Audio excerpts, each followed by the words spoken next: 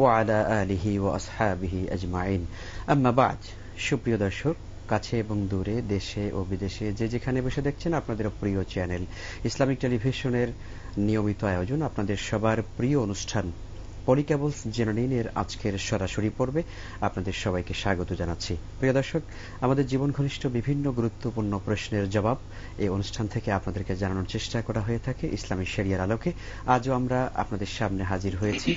আপনাদের জীবন ঘনিষ্ঠ প্রশ্ন আমাদের কাছে টেলিফোনে পাঠাতে পারেন, ইনশাআল্লাহ তাআলা মুহতারাম আপনাদের প্রশ্নের উত্তর দিবেন। আজকের আয়োজনে আমাদের সাথে রয়েছেন আপনাদের সবার প্রিয় ইসলামী ব্যক্তিত্ব, দেশের খ্যাতিমান আলেমে দ্বীন, বিশিষ্ট ইসলামী চিন্তাবিদ, শিক্ষাবিদ ও গবেষক মুহতারাম প্রফেসর ডক্টর খন্দকার আব্দুল্লাহ জাহাঙ্গীর। আসসালামু আলাইকুম। কেমন আছেন? আলহামদুলিল্লাহ ভালো আছি। প্রিয় দর্শক, আমরা শুরু করছি আল্লাহ তাআলার নাম নিয়ে। আপনারা প্রশ্ন করুন, সংক্ষেপে প্রশ্ন করবেন এবং আমরা আশা করব আপনারা খুব সুন্দর করে সংক্ষিপ্তভাবে জীবন ঘনিষ্ঠ এমন প্রশ্ন করুন যে প্রশ্নগুলো আমাদের সবার জন্য, আমাদের জন্য জানা বেশি জরুরি, এমন প্রশ্ন আমরা কামনা করছি। যে মোহতারাম দর্শক আছেন লাইনে। হ্যালো হ্যালো, ওয়ালাইকুম আসসালাম ওয়া রাহমাতুল্লাহি ওয়া বারাকাতুহু। জি আলহামদুলিল্লাহ, আমরা ভালো আছি। আপনি ভালো আছেন? ভাইয়া, আমি অসুস্থ থাকি, আমার মাথায় কয়েকটা শিরা ব্লক হয়ে গেছে, সবসময় মাথাটা ব্যথা করে, তারপরে একটু হার্টের সমস্যা। জি, তারপরে দিয়ে আমি অনেক কষ্ট ভাই, আমার জন্য আপনারা একটু দোয়া করবেন যেন সুস্থ হয়ে যায়। আচ্ছা আচ্ছা। আমি আল্লাহর মানে কোরআন সুন্নাহ অনুযায়ী চলতে চাই, অনেক ইবাদত করতে চাই, কিন্তু বিভিন্ন কারণে আমি এই শরীরের অসুস্থতার কারণে আমি একটু এই বেশি একটা খাইতে পারি না। জি, তারপরে আমার জন্য আপনারা একটু দোয়া করবেন। আল্লাহ আপনাকে শেফা করুন। জি, আপনার কোনো প্রশ্ন আছে? আমার প্রশ্নগুলো হইলো কি, আমি ছোট ছোট তিনটা প্রশ্ন করব। জি। প্রথম হইলো, এই যে সৌদি আরবে হারামাইনে একটা নামাজের পরে একটা সাইয়্যিদুল্লাহ ইস্তিগফার পড়েন, ওটার মধ্যে ও আবু বিজাম্বি বলে নাকি বিজাম্বি বলে? আচ্ছা আচ্ছা। জি, এই একটা কথা। আর একটা এটার সাথে আবার যে দুরূদ শরীফে ওনারা ওই যে আল্লাহুম্মা সাল্লি ওয়া সাল্লিম দাইমান আবাদা নাবিকা না দাইমান আবাদা, তারপরে হইছে কি জানি আল্লাহুম্মা সাল্লি ওয়া সাল্লিম ওয়া বারিক আলাইহি ওয়া আলিহি ওয়া সাহবিহি, ওখান দিয়ে আবার ওই যে সামনে বা আর কি নুন সাকিন, আবার বায়ের সামনে তানবিনের সামনে বা আসলে তখন কি আপনারা ওই যে বাটাকে নুন সাকিনের তানবিনকে মিম দিয়ে পরিবর্তন করবো দোয়া দরুদের বেলায়? আচ্ছা জি, আমরা বুঝতে পেরেছি। আরেকটা প্রশ্ন হইলো, এই যে মুনাজাত করে যে কোনো নামাজের ফরজ নামাজ পড়ে মুখ মুছে মুনাজাতটা করতে পারবো? আবার নামাজ শেষ করে করতে পারবো? অনেক ধন্যবাদ আপনাকে বোন। আমরা জানতে পেরেছি আপনি অসুস্থ, আমরা দোয়া করছি আপনার জন্য, আল্লাহ আপনাকে সেবা করুন। জি মোহতারাম, আমাদের বোন দোয়া চেয়েছেন আপনার কাছে এবং উনি কয়েকটা প্রশ্ন করেছেন। সাইয়্যিদুল ইস্তিগফারের আবু বিজাম্বি এখানের এই বিষয়টি, আরেকটি হচ্ছে ওই দরুদ শরীফের এই বিষয়টি, আর মোনাজাত। আলহামদুলিল্লাহ ওয়া সালাতু ওয়াস সালামু আলা রাসূলিল্লাহ ওয়া আলা আলিহি ওয়া আসহাবিহি আজমাইন, আম্মা বাদ। প্রথম কথা, আমরা সবাই দোয়া করি আল্লাহ তাআলা আমাদের সকল অসুস্থ মানুষকে সুস্থতা দান করুন। দ্বিতীয় কথা, যেটা আসলে এই পৃথিবীতে সবচেয়ে সহজ কাজ হলো আল্লাহ তাআলার ওলি হওয়া, আল্লাহর জান্নাত লাভ করা। কারণ সবকিছুরই প্রি কন্ডিশন থাকে। আল্লাহর ওলি হওয়ার জন্য কোনো প্রি কন্ডিশন নেই। ইবাদতের ইচ্ছা আছে, আপনি পারছেন না, এটা তো কোনো সমস্যা না। আপনাকে আল্লাহ যতটুকু তৌফিক দিয়েছেন ওর ভিতরে যেটা করবেন এটাতেই আপনি সর্বোত্তম এবং সর্বোচ্চ সওয়াব পাবেন। কাজে আল্লাহ তাআলা যাকে যেভাবে রেখেছেন এর ভিতরে সাধ্য মতো আল্লাহকে ডাকা, আল্লাহর ইবাদত করা, রাসূলুল্লাহ সুন্নাত মতো, এটাই যথেষ্ট আমাদের দুনিয়া এবং আখিরাতে আল্লাহর রহমত বরকত বেলায়েত লাভের জন্য। কাজে এটাতে অসুস্থতার কারণে হতাশ হওয়া বা আমি সুস্থ হলে সব করব, এখন আর কিছু করব না, এই জাতীয় প্রবণতা হয়তো শয়তানের পক্ষ থেকে ওয়াসওয়াসা হতে পারে। আমরা যেভাবে আছি ভালো হওয়ার চেষ্টা করব এবং ওই অবস্থাতেই আল্লাহ তাআলার সাধ্যমতো ইবাদত করব। আল্লাহ তৌফিক। আপনি সাইয়্যিদুল ইস্তিগফার এবং দরুদের যে জিজ্ঞাসা করেছেন, এটা খুব সাধারণ ব্যাপার। কোরআন কারীম তেলাওয়াতের সময় ইখফা, ইযহার, ইদগামের বিষয়গুলো খুব প্রকট হয়, এগুলো করতে হয়। এটা কোরআনকে আল্লাহ বলেছেন ওয়ারাত্তিলিল কোরআনা তারতিলা, পরিপূর্ণ আরবি নিয়ম অনুযায়ী করতে হয়। আর বাকি সাধারণ দোয়ার জন্য আবু উবে জানবি যদি কেউ বলে, এটা বলা যায় না আরবিতে, ওই অটোমেটিক মিম হয়ে যায়, জানবি হয়ে যায়। কিন্তু কেউ যদি জানবি বলতে চায়, এটাতে তার গুনাহ হবে বা দোয়া হবে না, এরকম নয়। ঠিক রাসূলুল্লাহ সাল্লাল্লাহু আলাইহি ওয়াসাল্লাম দরুদের ক্ষেত্রে, দোয়ার ক্ষেত্রে এই যে গুন্না, ইখফা, ইজহার, এটাকে পূর্ণ করা, এটা কোনো জরুরি বিষয় নয়। এটা ভুল ত্রুটি হলে দোয়ার কোনো ক্ষতি হবে না, কোনো গুনাহ হবে না। আর যে মুনাজাত এবং মুখ মোছার ব্যাপারে, যেটা দোয়ার জন্য, মোনাজাতের জন্য হাত ওঠানো, এটা একটা মাসনুন আদব। তবে উঠানো হাতকে মুখে বোলানো, এটার ব্যাপারে যে হাদিসগুলো আসছে এগুলো সবই জয়ীফ। ইমাম নববীর তার আসকার বইয়ে, ইমাম নববীর মুসলিমের শরা গ্রন্থে, এরপরে ইমাম নববী যে বুলুগুল মারাম আছে ইবনে হাজার আসকালানির, এবং এই জাতীয় হাদিস ভিত্তিক যত পুরানো এবং হাদিসের বই আছে, আপনারা যে কেউ পড়লে দেখবেন মুহাদ্দিসগণ একমত যে এই নামাজের বা যে কোনো দোয়ার পরে মুখে মোছা বিষয়ক হাদিসগুলো সনদগতভাবে খুবই দুর্বল। কেউ এটা আমল করেছেন, কেউ করেননি। আপনি করতে পারেন, অনেক আলেম আমল করেছেন, মুহাদ্দিস আমল করেছেন। আর অনেক মুহাদ্দিস প্রথম যুগে, অর্থাৎ সাহাবী, তাবেইন, তাবে তাবেইনদের যুগে এটাকে বেদাতও বলেছেন। যে সর্বাবস্থায় এটা যেমন জরুরি নয়, তেমন এটা নিয়ে ঝগড়া বিবাদ করা, কেউ করলে তাকে নিষেধ করা, তোমার কাজটা নাজায়েজ হচ্ছে, এরকম বলার সুযোগ নেই। যেহেতু কিছু জয়ীফ হাদিস আছে, কোন কোন মুহাদ্দিস এই সকল জয়ীফ হাদিস একত্রে পালনযোগ্য হাসান বলেছেন, কাজেই এটা আমরা বিবাদের বাইরে, ইচ্ছা করলে মুখ মুছতে পারেন, ইচ্ছা করলে না মুজে নামিয়ে নিতে পারেন। মুসার ব্যাপারে হাদিসগুলো দুর্বল। অনেক অনেক শুকরিয়া, আলহামদুলিল্লাহ। আমরা আশা করছি বোন, আপনি 3টি প্রশ্নের উত্তরই আপনি পেয়েছেন সুন্দরভাবে, এবং আপনার অসুস্থতার জন্য আমরা আবারও দোয়া করি, আল্লাহ যেন আপনাকে পরিপূর্ণ শেফায়ে কামেলা দান করুন, আমিন। আলহামদুলিল্লাহ। জি, একজন দর্শক আছেন লাইনে। হ্যালো। হ্যালো, জি, আসসালামু আলাইকুম। ওয়ালাইকুম সালাম। জি দর্শক, আপনি নাম বলে প্রশ্ন করুন। আমার নাম সোহাগ, আমি যশোর থেকে বলছি। জি বলুন। আমি আব্দুল্লাহ জাহাঙ্গীর স্যারের একজন বড় ভক্ত। ওনার বেশিরভাগ বই আমার কাছে সংগ্রহে আছে আর কি। আলহামদুলিল্লাহ। জি, ওনার কাছে আমার একটা প্রশ্ন হচ্ছে যে, আল্লামা ইউসুফ আল কারজাবির একটা লেখা বই ইসলামী হালাল হারামের বিধান, ওতে উনি প্রমাণ করেছে যে সামুদ্রিক জীব সবকিছুই হালাল, হারাম বলে কোনো প্রমাণ। জি জি জি, বুঝতে পেরেছি দর্শক, লাইনটি বিচ্ছিন্ন হয়ে গেল। আমরা আপনার প্রশ্ন অলরেডি বুঝে ফেলেছি। এবং ইউসুফ আল কারজাবি তার ভূমিকায় লিখেছেন যে বিষয়টি প্রত্যেকটি জিনিসই হালাল, হারাম হওয়ার জন্য থাকতে হয়, সওয়াব থাকতে হয়, দলিল থাকতে হয়, সে বিষয়টি যদি একটু বলেন। জি, বিষয়টা হলো যে ইউসুফ কারজাবি হাফেজাহুল্লাহ, আল্লাহ তাআলা থেকে জাযায়ে খায়ের দেন, তিনি অনেক আলেমের ভিতরে একজন আলেম, বড় আলেম। এবং আমাদের দেশীয় প্রেক্ষাপট আর মধ্যপ্রাচ্যের প্রেক্ষাপট এক নয়। সেখানে সব মাযহাবের কথা আছে, জানা আছে, মানুষ হানাফি, শাফিঈ, মালিকি, হাম্বলি একই দেশে বাস করে। আমাদের দেশে জ্ঞান চর্চা কম, সাধারণ মানুষ যেটা জানে ওর বাইরে কিছু শুনলে খুব অস্থির হয়ে পড়েন। বিষয়টা হলো সামুদ্রিক প্রাণীর ক্ষেত্রে হাদিস শরীফে খুব স্পষ্ট আসছে, রাসূলুল্লাহ সাল্লাল্লাহু আলাইহি ওয়াসাল্লাম বলেছেন, হুয়া তাহুরু মাউহু ওয়াল হিল্লু মাইতাতুহু। সমুদ্রের সকল পানি পাক এবং সকল প্রাণী হালাল, বা যদি সমুদ্রে মরেও যায় জবাই লাগবে না, এমনি হালাল। এর ভিত্তিতে অধিকাংশ ফকি বলেছেন যে প্রাণীগুলো শুধু পানিতেই বাস করে, ডেঙ্গায় বাস করতে পারে না, এই সকল প্রাণী হালাল। পক্ষান্তরে কোন কোন ফকি বলেছেন, ইমাম আবু হানিফা রাহমাতুল্লাহ আলাইহি, অন্যান্য ফকি, যে পানির ভিতরে মাছটা শুধু হালাল, এছাড়া পোকামাকড় এগুলো হালাল নয়। এটা ফুকাহাদের মতভেদ রয়েছে। হাদিসের আলোকে ইউসুফ কারজাবি যেটা বলেছেন জোরালো মত, পাশাপাশি ইমাম আবু হানিফা এবং অন্যান্য কোন কোন ফকি যেটা বলেছেন ওটা সাবধানতামূলক।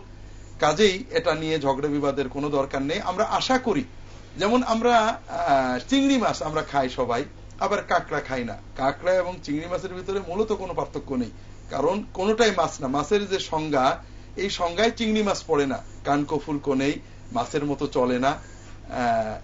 অথচ যেহেতু প্রচলন হয়ে গেছে আমরা খাই, এটা ইমাম আবু হানিফা রাহমাতুল্লাহ মূলনীতি অনুযায়ী এটা নাজেজ হওয়া উচিত। যাই হোক, এ বিষয়ে অনেক কারণেই মনে হয় কাঁকড়া কোন কোন মাযহাবে বোধহয় বৈধ। হ্যাঁ, সব অন্য সকল মাযহাবে, মানে সমুদ্রে বা নদীতে বাস করে কাঁকড়া যদিও ডাঙায় আসে মাঝে মাঝে, মূলত পানিতেই থাকে। পানিতে থাকে যেগুলো সবই তাদের মতে জলজ প্রাণী, সি ফুড, এবং এগুলো হালাল।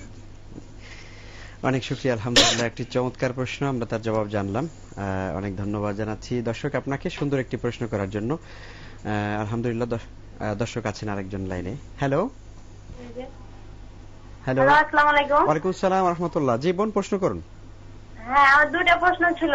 জি বলুন। গ্লিসারিন মেখে কি পড়া যাবে কিনা, আর আমি এখন নামাজ পড়ি রেগুলার, কিন্তু আগে যে নামাজ পড়তাম আর ছেড়ে দিতাম, মানে রেগুলার পড়তাম না, ছাড়া হয়ে যেত, তখন ছেড়ে দিতাম আর পড়তাম না। আর এখন পড়ি, কিন্তু ওই নামাজগুলো, পূর্বের যে নামাজগুলো আমার বাদ হয়ে গেছে, ওই নামাজগুলো কি করলে এখন ওগুলো হবে? আপনার প্রথম প্রশ্নটি আবার বলুন বোন, আপনি প্রথম প্রশ্নটি আবার বলুন। গ্লিসারিন মেখে কি নামাজ হবে কিনা, গ্লিসারিন ব্যবহার করা যাবে কিনা, বুঝতে পেরেছি। গ্লিসারিন বা কোনো লোশন। জি জি, বুঝতে পেরেছি আমরা। জি, অনেক ধন্যবাদ, অনেক ধন্যবাদ। নামাজ আর রোজা যে বাদ হয়ে গেছে, ওগুলোর জন্য কি করব? জি, অনেক শুকরিয়া আপনাকে। জি, আপনার উত্তর নিচ্ছি আমরা। জি জি, গ্লিসারিন ব্যবহার, গ্লিসারিন ব্যবহারের কোনো অবৈধতা আমার জানা নেই। লোশন, গ্লিসারিন যেটা স্বাভাবিকভাবে আমাদের শরীরের চামড়াগুলোর জন্য কাজে লাগে, ক্রিম, এগুলো ব্যবহারের কোনো অবৈধতা আমার জানা নেই। তো বৈধ ব্যবহার, যদি এর ভিতরে কোনো অবৈধ উপাদান প্রমাণিত না হয়, এগুলো সবই বৈধ। লোশনও তাই, এগুলো ব্যবহার করা বৈধ। সম্প্রতি আমরা একটা নিউজে দেখেছি যে একটি কোম্পানি, মোটামুটি ভেজাল কোম্পানি বলা যায় আর কি, ওইটা ম্যাজিস্ট্রেট গিয়ে তাকে ধরেছে, ওই কোম্পানিটা করে, তারপর দেখা গেছে যে ক্রিমটা তৈরি করছে, ওইটা শরীরের জন্য এমন ক্ষতিকর যে মানে কিডনি পর্যন্ত নষ্ট হয়ে যেতে পারে, এত মারাত্মক ওখানে কেমিক্যাল ব্যবহার করে। এই জাতীয় জিনিস আমার মনে হয়, এটা তো যখন ক্ষতি প্রমাণিত, শরীয়তের বিষয় কি, যে খাদ্য যেটা আমরা নিয়মিত খাই, যদি কোনো গবেষণায় প্রমাণিত হয় এটা নিশ্চিত ক্ষতিকর, তখন ওই খাদ্যটা নাজায়েজ হয়ে যাবে, খাদ্য হিসেবে নয়, ক্ষতির কারণে। আর এই ধরনের, আর সবসময় আমাদের কৃত্রিমতা বর্জনের চেষ্টা করা উচিত, যদিও দুনিয়ায় প্রতিদিন আমরা কৃত্রিমতার দিকে এগোচ্ছি, এগুলো বর্জন করলে আমরা ভালো থাকবো। তবে গ্লিসারিন ব্যবহার করা বৈধ। জি, ওনার দ্বিতীয় প্রশ্ন হচ্ছে যে অনেক নামাজ ছেড়ে দিয়েছেন বা রোজা ছেড়ে দিয়েছেন, প্রথম কথা হলো, জীবনে যত অন্যায় করেছেন কারো কাছে বলবেন না, এটা আল্লাহ এবং বান্দার মাঝখানে। যখন প্রশ্ন করবেন তখন নিজের কথা না বলে আপনারা বলবেন যদি কেউ এখন নামাজ পড়ে আগে নামাজ ছেড়ে দিয়েছে, কারণ আমরা পাপ করি আল্লাহ তাআলার কাছে, আর আল্লাহ তাআলা ক্ষমাশীল, করুণাময়। যখন বান্দা মনের থেকে সত্যিকারের ক্ষমা চায়, আল্লাহ ক্ষমা করে দেন। মসলা জানার জন্য অবশ্যই বলতে হয়, তবে সেই বলাটা নিজের পাপের স্বীকারোক্তি নয়। অন্যান্য ধর্মে আমার কাছে রিয়াদে থাকতে, এটা অপ্রাসঙ্গিক হলো আপনাদের বলছি, রিয়াদে থাকতে একজন কানাডিয়ান মহিলা মুসলমান হতে আসলেন। উনি রিয়াদে কিং সৌদ বিশ্ববিদ্যালয়ের মেডিকেল কলেজের একজন নার্সিং বিভাগের প্রধান ছিলেন, খুব উচ্চশিক্ষিত মানুষ। উনি মুসলমান হবেন, কেন মুসলমান হবেন এটা জিজ্ঞেস করার কারণ ফলে উনি কয়েকটা বলেন কারণ। তার একটা হলো, অন্য সকল ধর্মে আল্লাহ এবং বান্দার মাঝখানে মধ্যস্থ আছে। খ্রিস্টান ধর্মে পাপ করলে পাদ্রীকে যে বলতে হয়, আল্লাহর কাছে সরাসরি বললে নাকি ক্ষমা হবে না, পাদ্রীকে বলতে হয় যে ফাদার আমি অন্যায় করেছি। আবার অন্যান্য হিন্দু ধর্মে যেমন আল্লাহর ডাকার জন্য জিকির, অর্থাৎ তাদের পূজা ইবাদতের জন্য ব্রাহ্মণকে ডাকতে হয়। এরকম বিভিন্ন ধর্মে যে পুরোহিত তান্ত্রিক ব্যবস্থা, এটা তার দৃষ্টিতে মানবতার অপমান। ইসলাম ধর্ম স্টাডি করে তিনি বলেন, আমি দেখলাম যেখানে সরাসরি আল্লাহর সাথে বান্দার সম্পর্ক, আমি অন্যায় করেছি আল্লাহর কাছে, প্রেম চাই আল্লাহর, আল্লাহ আমার মায়ের চেয়েও আপন, আমি মাঝখানে কাউকে নেবো কেন? কাজেই আমরা পাপ করলে অবশ্যই আল্লাহর কাছে তওবা করব। এটা আপনাদের প্রশ্নের নিয়ম শেখানোর জন্য। যখনই কখনো প্রশ্ন করবেন, কেউ নিজের অতীত পাপের স্বীকারোক্তি কোনো মানুষের কাছে দেবেন না, আল্লাহর কাছে বারবার দেবেন, বারবার কানবেন, আল্লাহ মাফ করে দেবেন। মশলা শোনার সময় আপনারা বলবেন যে যদি কেউ এমন কাজটা করে তাহলে তার কি বিধান, এটা হলে ভালো হয়। দ্বিতীয়ত, নামাজ যা আমরা মাঝে মাঝে পড়েছি, মাঝে মাঝে কাজা করেছি, এটার জন্য প্রথম কথা হলো অন্তর দিয়ে তওবা করবেন, আল্লাহ মহা পাপ করেছি, কঠিনতম পাপ করেছি, কানতে হবে আল্লাহর কাছে। দ্বিতীয়ত, আপনি দেখবেন যে আপনি নামাজকে ফরজ জেনেছেন, মাঝে মাঝে পড়েছেন, মাঝে মাঝে পড়েননি, কতটুক নামাজ এটা হিসাব করে, ফজরের 2 রাকাত, জোহরের 4 রাকাত, আসরের 4 রাকাত, মাগরিবের 3 রাকাত, ইশার 4 রাকাত, এই নামাজগুলো একদিনের জন্য ধরে আপনি হিসাব করে চেষ্টা করবেন এই নামাজগুলোর কাজা আদায় করে দেওয়ার, সীমিত পরিসরে। মানে 1 বছরের ভিতরে আপনার বিগত 5 বছরের 6 বছরের নামাজগুলো কাজা করে দিলেন 6 মাসের ভিতরে, এটা দিতে পারেন। আলেমদের এসব ব্যাপারে কিছু কথা আছে, তবে এটাই হলো সবচেয়ে গ্রহণযোগ্য মত যেটা বললাম। রোজা তো খুব স্বাভাবিক, রোজা আপনি কাজা করবেন, যে রোজাগুলো আগে বাদ গেছে হিসাব করে একেবারে পুরোপুরি কাজা আদায় করে দেবেন। আগামী রোজা আসার আগেই চেষ্টা করবেন রোজাগুলো কাজা করে দেবেন। জি মোহতারাম, এখানে প্রাসঙ্গিক আর একটু জানতে চাচ্ছি, সেটা হচ্ছে যে অনেকেই আছে যে হয়তো নামাজ রোজা ছেড়ে দিয়ে হয়তো মৃত্যুর মুখে পড়ছেন, কিন্তু মৃত্যুর পরে হয়তো কেউ বলছেন যে আপনি এই কাজা নামাজের জন্য একটা টাকা ধরে দেওয়ার, এটা করার কোনো সুযোগ আছে? না, এটা করার সুযোগ তো নেই। একটি প্রশ্ন নিয়ে আসছি। হ্যালো হ্যালো, আসসালামু আলাইকুম। ওয়ালাইকুম আসসালাম। আমি মোহতারামের কাছে একটা প্রশ্ন আছে, যে একটা গুরুত্বপূর্ণ প্রশ্ন। প্রশ্নটা হচ্ছে যে ইসলামী ব্যাংকে যারা ফিক্সড ডিপোজিট রাখে ওইটা নিয়ে অনেক মতবিরোধ আছে। জি, ওইটা আমি মানে কোরআন সুন্নাহর আলোকে সুস্পষ্ট একটা নির্দেশনা চাচ্ছি আর কি। ইসলামী ব্যাংকে ফিক্সড ডিপোজিটের এগেইনস্টে যে পয়সাটা নেওয়া হয় ওইটা কতটুকু জায়েজ আমাদের যে সিস্টেম আছে সিস্টেমে? আচ্ছা আচ্ছা, জি, অনেক ধন্যবাদ আপনাকে, আমরা জানবো ইনশাআল্লাহ। জি মোহতারাম। জি, আমাদের সমাজে যেটা আছে, রোজার কাফফারা কোরআন হাদিসে আছে, নামাজের কোনো কাফফারা কোরআন সুন্নাহয় কোথাও নেই। কারণ নামাজের কোনো কাফফারা হয় না। নামাজ যতক্ষণ হুঁশ থাকে পড়বে, হুঁশ নেই পড়বে না। আল্লাহ এত সহজ করেছেন। আর রোজাটা অর্থাৎ রোজা 16 আনা, সকাল থেকে সন্ধ্যা পর্যন্ত না খেয়ে থাকতে হবে। যদি না পারো কাফফারা দাও। আর রোজা হলো 16 আনা নয়, তুমি নামাজ পড়ো দাঁড়িয়ে, না হলে বসে, না হলে শুয়ে, অজু করে, না হলে চোখের ইশারায়, অর্থাৎ 16 আনা, 15 আনা, 14 আনা, 1 আনা, আধা পয়সা হলো হাজিরা দাও মাপ। এই জন্য নামাজের কোনো কাফফারা নেই। তবে ফুকাহারা বলেছেন যে যদি কোনো মানুষ আজীবন নামাজ পড়তো, শেষ জীবনে কখনো হুঁশ ছিল কখনো ছিল না, বেখেয়ালে 2-4 রক্ত নামাজ হয়তো কাজা হয়ে গেছে, হুঁশ ছিল না, এই ব্যক্তির কাফফারা দেওয়া যেতে পারে, রোজার উপর কিয়াস করে বলেছেন। আমাদের সমাজে যেটা আছে সেটা হলো নামাজ পড়িনি কাজেই কাফফারা দেন। কাফফারা কত? জীবনে 1000 রক্ত নামাজ কাজা করেছে, 1 লাখ টাকা কাফফারা হয়েছে, অত দিতে পারবেন, একটা কোরআন দিয়ে দেন।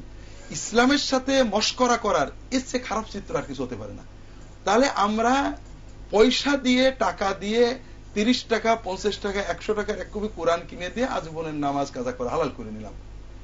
এই যে টাকা দিয়ে দিন কেনা, টাকা দিয়ে জান্নাত কেনার যে প্রবণতা, এটা ভয়ঙ্কর রকমের ইসলামের সাথে উপহাস করা। এটার কোনো সুযোগ তো নেই। এটা একটা ভয়ঙ্কর একটা বাজে কাজ। আশা করি আমরা বুঝবো যে আল্লাহর সাথে বান্দার সম্পর্ক এরকম টাকা দিয়ে কেনা যায় না। আল্লাহ হেফাজত।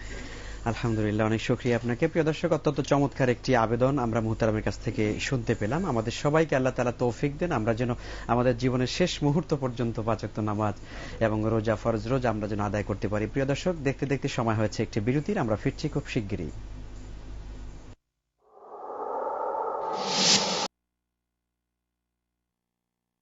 তালিকা হালনাগাদের বিষয়ে নির্বাচন কমিশনের সঙ্গে বুধবার সংলাপ হয় আওয়ামী লীগের।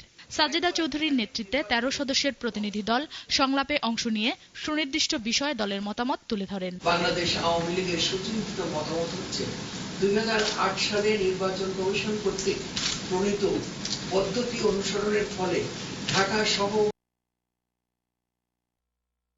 শর্ট সার্কিট জনিত অগ্নিকাণ্ড থেকে আপনার প্রতিষ্ঠানকে রাখুন নিরাপদ। পলিকেবলস, প্রতি সংযোগে নিরাপত্তা। তোমার উচ্ছ্বাসী মন হাসির সুরে স্বপ্ন ডাকে, তোমার হাসি রংধনু রং মেঘের ফাঁকে, কিছু দুষ্টু হাসি আশকারা পায় অভিমানে, তুমি হাসলে তবে উঠতে হবে সূর্য চাঁদে। তিব্বত লিপচেন, বাংলাদেশের হাসি। চ্যালেঞ্জ হলো বরফ ঘরে 24 ঘন্টা। এবার ফলাফলের পালা। সরিষার তেল ময়েশ্চার 32%, সাধারণ লোশন ময়েশ্চার 63%, মেরিল পেট্রোলিয়াম জেলি ময়েশ্চার 98%। শীতের ত্বকে সুরক্ষার চ্যালেঞ্জের চ্যাম্পিয়ন মেরিল পেট্রোলিয়াম জেলি। মেরিল পেট্রোলিয়াম জেলি, শীতের চ্যাম্পিয়ন। ধানমন্ডি, উত্তরা, বাড্ডা সহ মনোরম লোকেশনে বেছে নিন আপনার স্বপ্নের ঠিকানা। House and home limited, better living.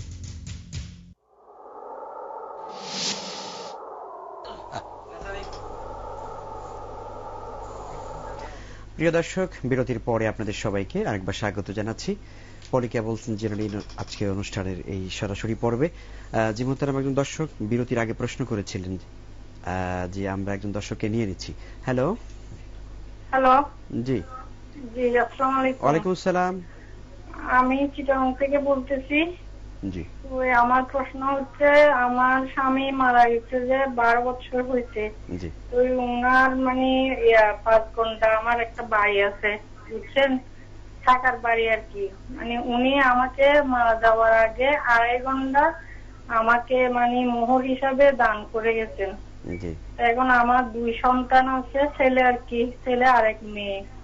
তো এখন কি আমি আমার সম্পত্তি থেকে ওদেরকে ভাগ করে দিতে পারবো, না আমি মারা গেলে পরে ওরা ওইটার থেকে নিবে? এখন আপাতত ওর বাপের 2.5 ঘন্টা আছে, ওইখান থেকে ভাগ করে দিব ওদেরকে। আচ্ছা আচ্ছা, মানে এটা আল্লাহর কোরআন হাদিসের নিয়ম কি, এটা একটু জানতে চাচ্ছি আর কি। জি অনেক শুকরিয়া আপনাকে। আমার তো মানে এখন চলতে হবে, আমার বয়স হয়েছে, আমার অনেক রোগ আছে, এখন ওরা তো আমাকে চালাইতে পারতেছে না। মানে যদি আমি চলতে হয় ওইখান থেকে আমার কিছু বিক্রি করতে হবে, আমার থেকে, আমার 2.5 ঘন্টার থেকে। জি অনেক ধন্যবাদ আপনাকে। জি অনেক ধন্যবাদ, আমরা জানবো ইনশাআল্লাহ। মনে করেন আমি মারা যাওয়ার আগে ওটা কি বাদ করে দিলে ভালো হবে আল্লাহর হিসেবে, নাকি না করলে আমার গুনাহ হবে, এটা আর কি। জি অনেক ধন্যবাদ আপনাকে। আমরা প্রশ্ন পেয়েছি বোন, আমরা জানবো ইনশাআল্লাহ একটু পরেই। জি মোহতারাম, ইসলামী ব্যাংকের ফিক্সড ডিপোজিট। জি, প্রথমে আমাদের বুঝতে হবে যে ইসলামী ব্যাংকিংটা একটা ইসলামী সমাজের প্রয়োজন। আমাদের সমাজটা মোটেও ইসলামী নয়। আমরা বলছি না দেশ ইসলামী রাষ্ট্র নয় ইত্যাদি, না, আমরা মানুষগুলো কেউই ইসলামী নই এবং প্রতারণা, বিভিন্ন রকমের সমস্যা, আইনগত সমস্যা ইত্যাদির মাধ্যমে পরিপূর্ণ ইসলামী অর্থব্যবস্থা বাস্তবায়নের সমস্যা রয়ে গেছে। কাজে ইসলামী ব্যাংকগুলো একটা চেষ্টা করে মাত্র। এখানে মতভেদ বলতে অনেকে যারা ইসলামী ব্যাংকিং ব্যবস্থা নিয়ে মতভেদ করেন 2 ধরনের। এক ধরনের তাদের উদ্দেশ্য ইসলামটাকেই মানে বাতিল করা, আর এক ধরনের ভালো আলেম উলামা তারা ইসলামী ব্যাংকের ভুল ত্রুটি অন্যায়গুলোর কারণে সমালোচনা করেন। আপনি যে প্রশ্ন করেছেন এটার উত্তরে 2টো বিষয়। একটা হলো ইসলামী ব্যাংক আমাদের দেশে অনেক, আপনাকে প্রথমে খুঁজতে হবে কোন ব্যাংকগুলো শরিয়া পালনের জন্য সর্বাত্মক এবং সর্বোচ্চ চেষ্টা করে। আপনি নিজের সাধ্যমতো চেষ্টা করেন এটা জানার, এবং জানার পরে যে ব্যাংক শরিয়া পালনের চেষ্টা সবচেয়ে বেশি করে এই ব্যাংকগুলোর সাথে লেনদেন আমাদের করতে হবে। বিষয়টা হলো এমন যে আপনি একটা অন ইসলামিক দেশে গিয়েছেন, ইংল্যান্ডে বা অন্য কোথাও, সেখানে যে আপনি দেখেছেন যে শুকরের গোশত মাংস বিক্রি করা হচ্ছে অনেক হোটেলে, কোন হোটেলে হয়তো দেখলেন শুকরের মাংস বিক্রি করছে, গরুর মাংস বিক্রি করছে। এখন একজন বলল যে শুকরের মাংস যে হাড়িতে রান্না হয়, গরুর মাংস ওই হাড়িতে রান্না করে, তেল ঝোল মশলা মিশে যায়, অথবা হয়তো কিছু শুকরের গোশতের ভিতরে ঢুকে পড়ে। এখন আপনি কি করবেন? যদি এমন হয় আপনি কিছুই খাবেন না, সবজি খেয়ে থাকবেন, এটা তো নিঃসন্দেহে উত্তম। আর যদি আপনাকে কিছু খেতে হয়, আমিষ খেতে হয়, তাহলে আপনি কি করবেন? আপনি কি বলবেন যেহেতু গরুর গোশতে কিছু শুকরের গোশত মিশেই গিয়েছে, আমি পিওর শুকরের গোশতই খেয়ে নি? এটা তো কোনো মুমিন বলতে পারেন না। তিনি একান্ত বাধ্য হলে, দুঃখিত, তিনি একান্ত বাধ্য হলে ওই গরুর মাংসই খাবেন একটু সন্দেহ থাকলেও। আমরা যাদের বিনিয়োগের সুযোগ নেই, অনেক বৃদ্ধ মানুষ রিটায়ার করেছেন, অনেকে অল্প সম্পদ আছে, বিনিয়োগ করার পরিবেশ নেই, বিনিয়োগ করলে মার খেয়ে যাবেন, অথচ তাদের টাকাটা নগদ রাখলে খেয়ে শেষ করে ফেলবেন। বিশেষ করে যারা রিটায়ার করেছেন এরকম মানুষ, কোনো না কোনো ভাবে তাদের টাকাটা একটা বিনিয়োগে দিতে হবে। এক্ষেত্রে সরাসরি সুদ খাওয়ার চেয়ে নিঃসন্দেহে যারা ইসলামী শরিয়া মোতাবেক চলার চেষ্টা করছেন তাদের সাথে লেনদেন করাটাই আমাদের উচিত। আর একটা বিষয় মনে রাখুন, আমরা অনেক সময় সমালোচনায় সীমা লঙ্ঘন করি। আপনি আপনার একজন বন্ধু রয়েছেন যার কাছে আপনি টাকা দেবেন, তিনি চাউলের ব্যবসা করেন। আর একজন বন্ধু রয়েছেন তিনি হয়তো হিরোইনের ব্যবসা করেন। আপনি স্বভাবতই চাউলের ব্যবসায়ীর কাছে টাকা বিনিয়োগ করবেন যে আমার ব্যবসায়ের একটা লাভ দিব। এখন চাউলের ব্যবসায়ী যদি গোপনে হিরোইনের ব্যবসা করে বা ওজনে কম দেয়, আপনি না জানেন, তাহলে এজন্য আপনাকে দায়ী করা যায় না, আপনি সাধ্যমতো চেষ্টা করেছেন। এজন্য আমরা আশা করব যে ব্যাংকগুলো শরিয়া পালনে সচেষ্ট, আপনি তাদের সাথে ফিক্সড ডিপোজিট টাকা দিলে এই টাকাগুলো গ্রহণ করা, লাভগুলো গ্রহণ করা আশা করি অবৈধতা নেই। তবে যদি কেউ কোন রকমে না রেখে থাকতে পারেন, এটা নিঃসন্দেহে উত্তম। অনেক অনেক শুকরিয়া। আলহামদুলিল্লাহ, আমরা অত্যন্ত বাস্তবধর্মী কিছু মানে দৃষ্টান্তের মাধ্যমে বিষয়টা পরিষ্কার বুঝতে পেরেছি। আলহামদুলিল্লাহ, আল্লাহ তৌফিক দেন। দর্শক, আমাদের আসলে বিষয়টি পরিষ্কার হয়ে যাওয়ার কথা, এরপরে আমাদের আর কারো কাছেই অস্পষ্ট থাকার কথা নয়। আমাদের সাধ্য মোতাবেক চেষ্টা করতে হবে ইসলামী শরিয়া মোতাবেক যে ব্যাংকগুলো আমাদের দেশে কাজ করছেন তাদের সাথে আমরা লেনদেন করব প্রয়োজনে। হ্যালো, ওয়ালাইকুম আসসালাম ওয়া রাহমাতুল্লাহ। আমি জানতে চাচ্ছিলাম যে জামাতে নামাজ পড়ার পর একসাথে দোয়া করার ব্যাপারে কি কোনো মতভেদ আছে নাকি? আচ্ছা আচ্ছা, জি, আপনাকে অনেক ধন্যবাদ। আমরা জানবো দর্শক, অবশ্য এই বিষয়ে অনেক আলোচনা হয়েছে ইতিমধ্যে, আমরা জানবো যে মুহূর্তে আমাদের চিটাগং থেকে যে বোন প্রশ্ন করেছেন যে ওনার স্বামী মারা গেছেন 12 বছর আগে, তো 2.5 ঘন্টা জমি রেখে গেছেন সম্ভবত ওনার মহারানা বাবদ। এখন ওনার উনি অসুস্থ আছেন, এই সম্পদটা কি ওনার মৃত্যুর পরে সন্তানটা পাবে নাকি আগেই দিতে হবে? হ্যাঁ, এখানে অনেকগুলো বিষয় রয়েছে। প্রথম কথা, আপনাকে মহারানা বাবদ যে 2.5 ঘন্টা দিয়েছেন, এরপরও আপনি স্বামীর সম্পদ থেকে আরো 2 আনা পাবেন, এটা আপনাকে নিতে হবে। 2 নম্বর কথা হলো যে আপনি বেঁচে থাকতে আপনার সম্পত্তি আপনি বেচবেন, কিনবেন, দান করবেন, এটা আপনার অধিকার। সন্তানদের এই সম্পদে কোনো অধিকার নেই, বরং তাদের উপরে ফরজ হলো আপনার ভরণ পোষণ দেওয়া। কাজেই আপনি যদি আপনার সম্পত্তি বিক্রি করেন, না করেন, এটাতে গুনাহ হওয়া তো দূরের কথা, সন্তানরা যদি আপনার ভরণ পোষণে ত্রুটি করে ওদের গুনাহ হবে। ওরা না খেয়ে আপনাকে আগে খাওয়াবে, এরপর তারা খাবে। এটা আমাদের উপরে ফরজ হলো, পিতামাতা বৃদ্ধ হলে তাদের জন্য আমরা আমাদের আগে তাদের খাওয়াবো, এরপর যতটুকু থাকবে আমরা খাবো। তৃতীয় হলো যে আপনারা কেউই মৃত্যুর আগে সম্পদ পুরোটা সন্তানদেরকে বন্টন করে দেবেন না। দেওয়া জায়েজ আছে, আপনি যদি বলেন আপনার সম্পত্তি সব সন্তানদের হাদিয়া দিলেন অথবা বন্টন করে দিলেন, এটা শরিয়া মোতাবেক হলে এটাতে অবৈধতা কিছু নেই, কিন্তু এটা উচিত নয়। কারণ আপনি আর কত বছর বেঁচে থাকবেন, আপনার শরীর কি অবস্থা হবে, আপনি হঠাৎ অসুস্থ হবেন কিনা আপনি কিছুই জানেন না। কাজে আল্লাহর বিধানের জন্য অপেক্ষা করুন। আপনার সম্পত্তি আপনার থাকবে, আপনি প্রয়োজনে বিক্রি করবেন, না হলে থাকবে। আপনার মৃত্যুর পরে যাত্রাটা সেই পাবে। আগে দেওয়ার পরে হতে পারে আপনার অসুস্থতা হয়েছে, ছেলে মেয়ে আর ওই সম্পত্তি বিক্রি করে আপনার চিকিৎসাই করবে না। এই জন্য আল্লাহ যেভাবে বিধান দিয়েছেন, মৃত্যুর পরে ওরা পাবে, আপনি জীবিত থাকতে নিজে ভোগ করুন এবং প্রয়োজনে বিক্রি করতে পারবেন, কোনো সমস্যা নেই। জি, আলহামদুলিল্লাহ, অনেক শুকরিয়া। আমাদের আরেকজন দর্শক প্রশ্ন করেছেন জামাতের সাথে নামাজের পরে হাত তুলে সম্মিলিত দোয়া বিষয়টা অনেক বিতর্ক আমাদের সমাজে আছে। মূল বিষয়টা হলো যে আমাদেরকে রাসূলুল্লাহ সাল্লাল্লাহু আলাইহি ওয়াসাল্লামের পূর্ণাঙ্গ অনুসরণ করা উচিত। ফরজ নামাজের পরে দোয়া কবুল হয়, এটা হাদিস শরীফে আসছে, এবং রাসূলুল্লাহ সাল্লাল্লাহু আলাইহি ওয়াসাল্লাম দোয়া করতেন। তবে সাধারণত হাত উঠাতেন না, আর কখনোই সাহাবীদেরকে নিয়ে করেননি। রাসূলুল্লাহ সাল্লাল্লাহু আলাইহি ওয়াসাল্লাম মদিনার জীবনে প্রায় 18,000 ওয়াক্ত নামাজ জামাতে আদায় করেছেন। 10 বছর হিসেব করলে পাবেন আপনারা। এই 18,000 ওয়াক্ত নামাজের ভিতরে এক ওয়াক্ত নামাজেও উনি সব সাহাবীকে নিয়ে অথবা মুসল্লিদেরকে নিয়ে জামাতে দলবদ্ধভাবে মুনাজাত করেছেন হাত তুলে। একটা সিঙ্গেল সহিহ বা জয়ীফ কোনো হাদিস নেই।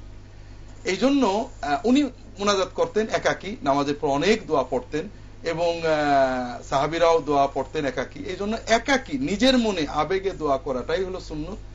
আর দলবদ্ধভাবে দোয়া করা সরাসরি আমরা বেদাত বলি না দোয়া, তবে এটা যে আমরা যেভাবে রেওয়াজ করে ফেলেছি, সুন্নত পদ্ধতিতে একা দোয়া করাকে আমরা খারাপ মনে করছি বা এই সম্মিলিত দোয়াকে জরুরি মনে করছি, আমরা নামাজের পরে সম্মিলিত দোয়া না হওয়া পর্যন্ত নামাজ মনে করলাম হলো না, এগুলো নিঃসন্দেহে বেদাতের পর্যায়ে চলে যায়। আল্লাহ তাআলা আমাদেরকে সহিহ কেউ কেউ বলে থাকেন নাকি যে ফজরের সালাতে রাসূল সাল্লাল্লাহু আলাইহি ওয়াসাল্লাম কখনো এইভাবে দোয়া করেছেন, সেই হাদিসটা দেখাক না।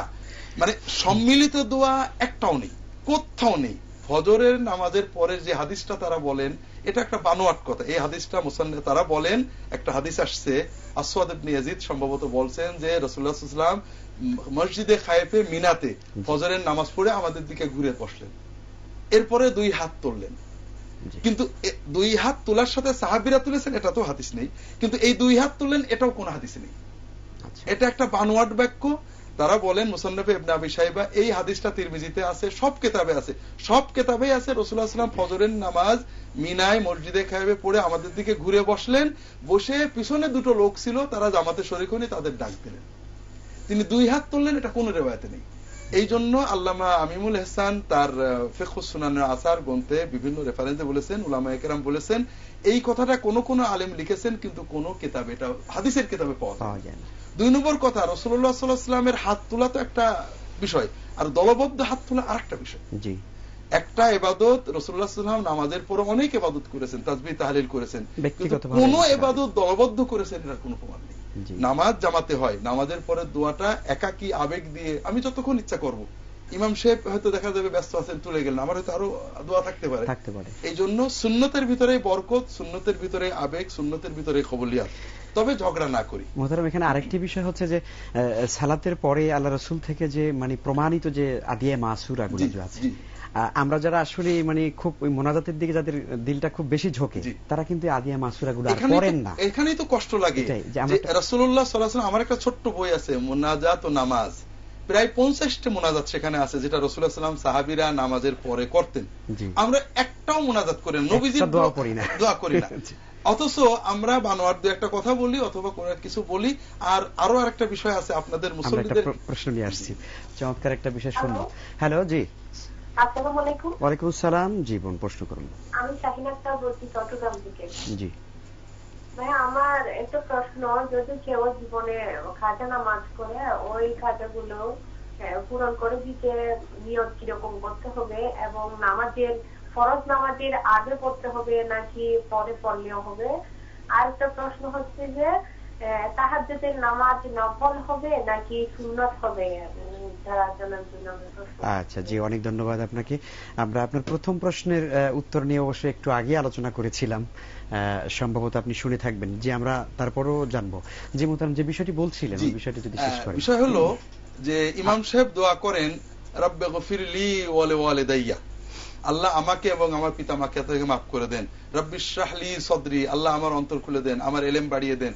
আর আমরা বলি আমিন, আল্লাহ ইমাম সাহেবের ইলম বাড়িয়ে দেন, ইমাম সাহেবের অন্তর খুলে দেন, তার আব্বা আমার মাফ করেন। ইমাম সাহেব কিন্তু মুক্তাদিদের জন্য দোয়া করেন না। এর কারণ হলো আরবিতে অনেক সময় সিঙ্গুলারের যে বাক্যগুলো এটাকে প্লুরাল তিনি করতে পারেন না।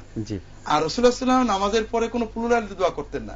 যখন সবাইকে নিয়ে দোয়া করতেন সবসময় বহু বচনে প্লুরালে দোয়া করতেন। এই জন্য আমরা যারা ইমাম সাহেবরা সম্মিলিত মোনাজাত করেন, অনেক সময় মুক্তাদিরা বোঝেন না কি মোনাজাত করছেন, তারা মোনাজাত করতে পারেন না, একটু আল্লাহর কাছে ডাকেন। আমরা এটাকে খারাপ বলছি না, আমরা এটার থেকে একটু ভালোতে উত্তরণ চাচ্ছি। অর্থাৎ মোনাজাত উঠিয়ে দিলাম আর মোনাজাত নেই। এখানে আরেকটা খারাপ জিনিস আছে, যেহেতু কথাটা আসলো, অনেক মসজিদে মোনাজাত হয় না, মুসল্লিরা সালাম ফেরানোর সঙ্গে সঙ্গে সুন্নতে দাঁড়িয়ে যান, এটা হাদিসে নিষেধ আছে। ফরজ নামাজের সালাম ফেরানোর পরে অন্তত কিছু তাসবিহ তাহলিল না পড়ে অথবা স্থান পরিবর্তন না করে সুন্নতে দাঁড়ানো নবী নিষেধ করতেন। এটা আরেকটা মানে অন্যায় কাজ আমরা করছি। মোনাজাত নেই, দোয়াও নেই। আমরা আসলে মোনাজাত আছে, আমরা মোনাজাতটাকে আরেকটু উত্তম করব। সেটা হলো মোনাজাত সবাই দলবদ্ধ না করে অন্তত ফরজ নামাজের সালাম ফেরানোর পরে কয়েক মিনিট আমরা তাসবিহ তাহলিল এবং মাসনুন মোনাজাত গুলো যার যার মতো করবো। ইমাম সাহেব দলবদ্ধ করলে আপনার ভালো লাগলে তার সাথে করেন, না হলে একার মতো সুন্নত পদ্ধতিতে মোনাজাত করেন। একেবারে ছেড়ে দিয়েন না, তাহলে তো আরো খারাপ হয়ে গেল। আল্লাহ তাআলা আমাদের সবাইকে সহিভাবে আমল করার তৌফিক দেন। আলহামদুলিল্লাহ, আমরা অনেক সুন্দরভাবে বিষয়টি বুঝতে পেরেছি। প্রিয় দর্শক, সময় হয়েছে আরেকটি বিরতির, আমরা ফিরবো ইনশাআল্লাহ তাআলা খুব শিগগিরই। আশা করছি আপনারা সবাই আমাদের সাথে আবারও যোগ দিবেন।